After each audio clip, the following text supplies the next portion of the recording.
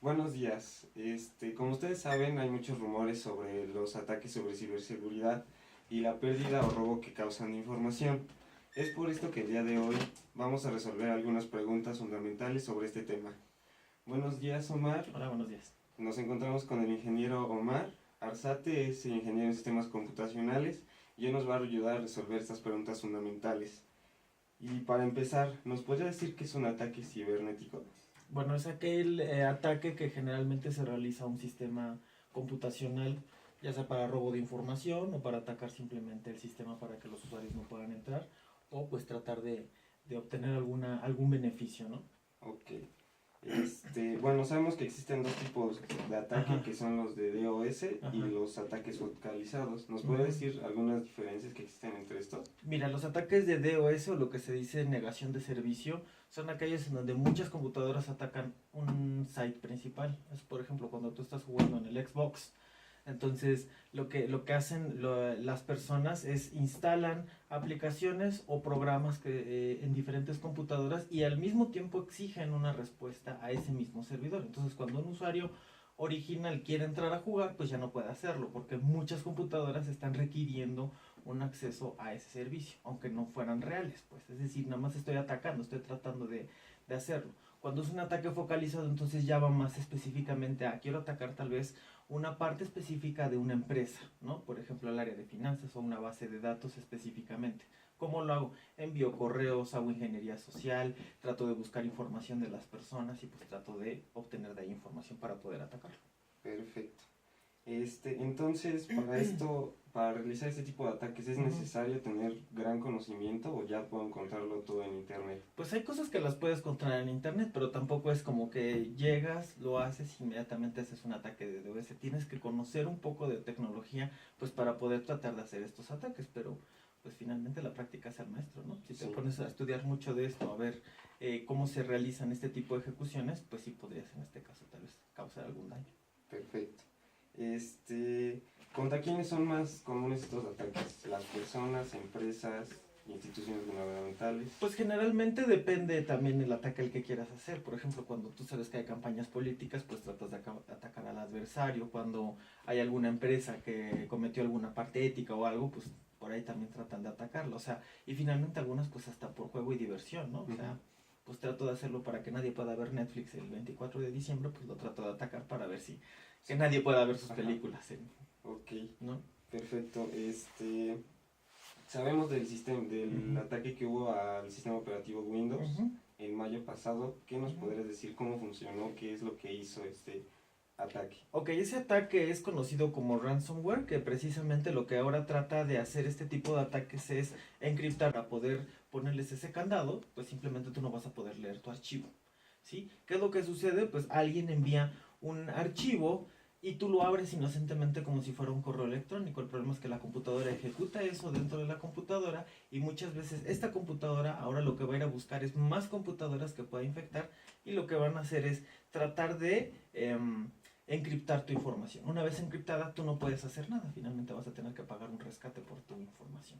Y una pregunta, ¿esto fue mediante la red local? O sea, ¿se distribuye mediante la Se red local? distribuye mediante la red local. Si tú no tienes actualizadas generalmente tus computadoras y utilizas los parches y estás en boletines de Microsoft o de las mayores cantidad de empresas para poder hacer este tipo de ataques, lo que haces es, pues estás vulnerable.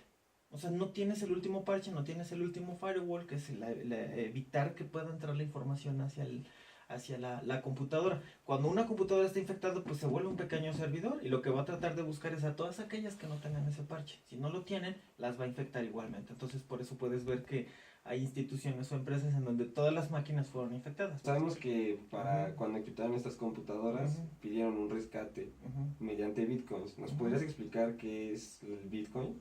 Bueno, el Bitcoin sería como una moneda, por así decirlo, digital.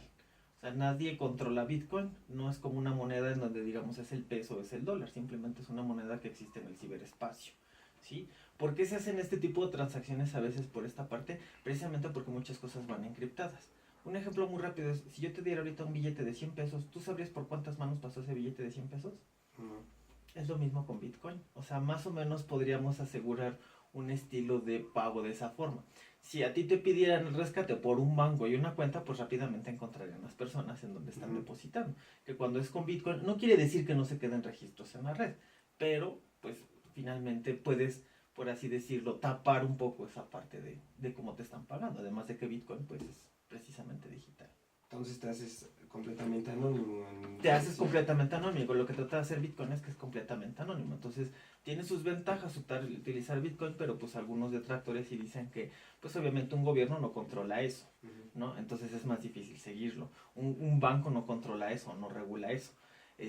Y pues muchos dicen que pues se pueden cometer actos ilegales precisamente utilizando Bitcoin. Ok, perfecto. Entonces, ¿por qué no ya nos dijiste que lo usan por el anonimato? ¿Y hay alguna recomendación para entonces estar ausentes de este tipo de ataques? Finalmente, cuando tú estás conectado a una red, no hay red 100% segura. O sea, tú no puedes asegurar que tu computadora es 100% segura y nunca le va a pasar nada. O sea, siempre va a haber ese 0.01% en donde todavía puede ser sujeta a un ataque. ¿Qué es lo que tienes que hacer? Pues siempre estar muy informado.